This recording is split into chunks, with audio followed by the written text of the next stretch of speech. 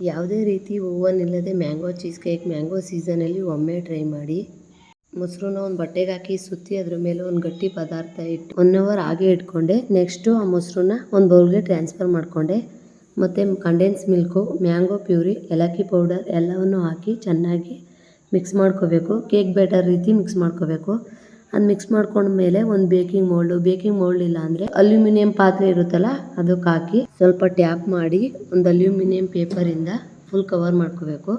ಅದು ಕವರ್ ಮಾಡಿದ್ಮೇಲೆ ಒಂದು ಪಾತ್ರೆ 30 ಮಿನಿಟ್ಸ್ ಸ್ಲೋ ಆ್ಯಂಡ್ ಮೀಡಿಯಮ್ ಫ್ಲೇಮಲ್ಲಿ ಸ್ಟೀಮ್ ಮಾಡಿಕೊಂಡು 1 ಅವರ್ ಫ್ರೀಝರಲ್ಲಿ ಇಟ್ಟು ಮ್ಯಾಂಗೋ ಪೀಸಸ್, ರೋಸ್ ಪೆಟಲ್, ಬಾದಾಮ್ ಪೀಸಲ್ಲಿ ಡೆಕೋರ್ಮೇಟ್ ಮಾಡಿಕೊಂಡ್ರೆ perfect mango cheese cake ready ಆಗುತ್ತೆ. ಟೇಸ್ಟ್ ಮಾತ್ರ ಸಖತ್ತಾಗಿರುತ್ತೆ.